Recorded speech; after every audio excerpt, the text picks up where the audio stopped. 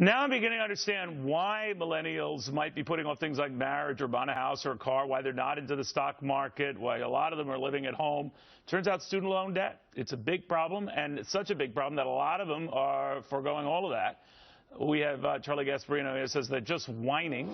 Jillian Melcher disagrees and says she can't wait to write Charlie's obituary. By the way, she hit me outside. And so she should have. She hit me because, you know why? Because you're evil. No, I criticized her involvement with the National Review boat. What is that, the boat? No, let's stick to the subject. Well, actually, if we want to talk about that, you tweeted that I was too chicken to come on and debate you, and you had to issue a correction. You were on the boat. Yes.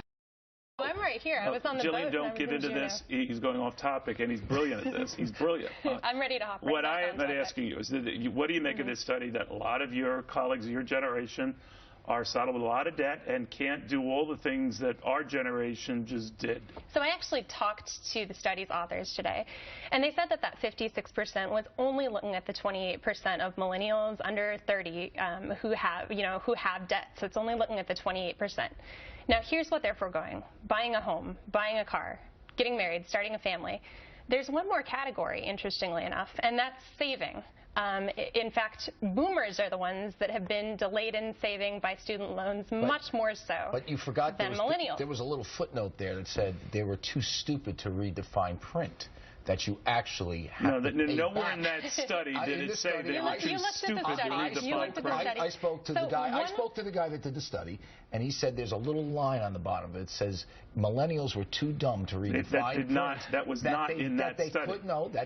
That they had to pay back all those loans. That was in the study. After getting that was in the study. After getting that. But no, you're making a general comment here that they're too stupid. Period. Okay. And from Emerson College, that fine arts degree, that they actually have to pay back $50,000 while all right, so by that math, by that measure, then, if you don't realize that you take out a loan, you have to pay it back. That doesn't say a lot about your generation. So let's talk about the demographics of student loans. You've got 28%. Yeah, you know better than he is. No, this is actually super relevant. So 28% of millennials under 30 have student loan debt, but those 40 and above account for 35% of it. See, you're just hitting me with statistics. I have no idea so that means the accuracy of any of them. Well, I mean, I looked this up today. It was an Urban Institute study. And if you look between 2002 and 2013, the number of senior citizens who receive Social Security, who are having their Social Security garnished because they have not paid their student loans, has increased by 500%. Now you're going after Grandpa. Well, I'm just saying it's not just my generation. Well, yes, there are some people who are dumb that are,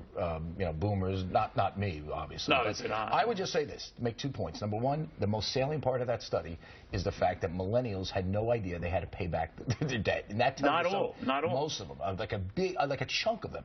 The second part we should point out is, they don't have enough money, so they can't afford going on the National Review cruise. Did you have to pay for that? I didn't. I was making money on the cruise. Okay, good. You didn't go out to dinner. But the bottom line, your generation is not enthralled with housing. It's not enthralled with in the stock market. Maybe you've seen your parents burned or relatives burned, or maybe you guys have been burned. You don't want anything to do with it. But it extends to even things like marriage and commitment. Well, how much did Charlie Gasparino scare you? I'm not scared at all. But I think it's my generation preparing for, a financial future. You've got 1 in 4 adults essentially not saving, and the bulk of it is in older generations. My generation. But it's a lot of your generation, too. So are you following us off a cliff? About half of us save 5% of what we earn every month. Well, I think that's a pretty good statistic. We expect that older generations are going to deplete the safety nets that we're paying for. Neil, they had no idea they had to pay back.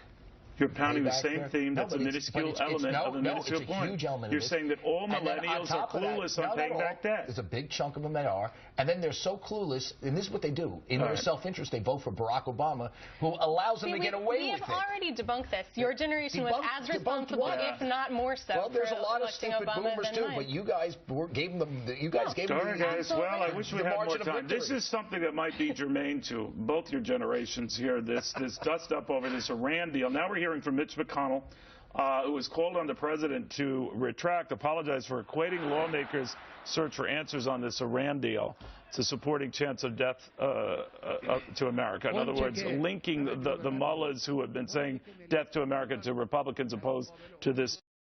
I told you that would not go down well, and that is not going